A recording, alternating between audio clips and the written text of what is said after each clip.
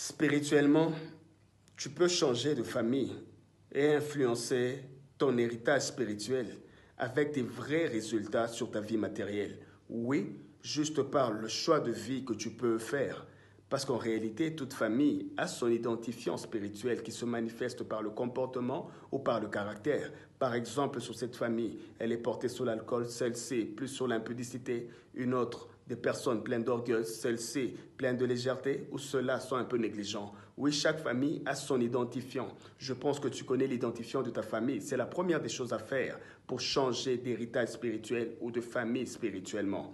Parce que c'est cet identifiant qui devient cause de toute affectation et influence du lien de sang et active les conséquences que beaucoup subissent de génération en génération. Chaque famille a son ADN spirituel qui peut être réorganisé, c'est possible. Juste parce que c'est juste une identité comportementale qui, avec le temps, s'est imprégnée en nous et nous prédispose à certaines réalités spirituelles qui ne sont que des incidences directes de nos agissements. Si tu fais juste l'effort de te donner d'autres modèles de vie, d'autres influences, d'avoir d'autres exemples, tu peux vraiment quitter ton lien de sang parce que tu as suivi et tu t'es imposé une autre conscience. Par exemple, le modèle de la vie de Jésus pour les chrétiens, qui est juste une manière de vivre en obéissant strictement à certaines règles qui font que naturellement on se déconnecte de toute identité spirituelle imposée par le sang ou la famille. Et maintenant, par ton nouveau comportement, par ton caractère renouvelé, tu viens de changer ton identifiant qui fait que tu as changé d'identité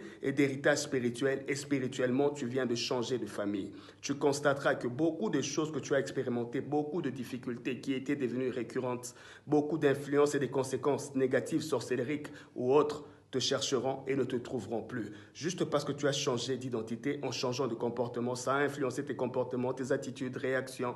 Et spirituellement, tu n'as plus le même identifiant. C'est comme ça qu'on change de famille spirituellement ou qu'on se défait des liens de sang, tout simplement.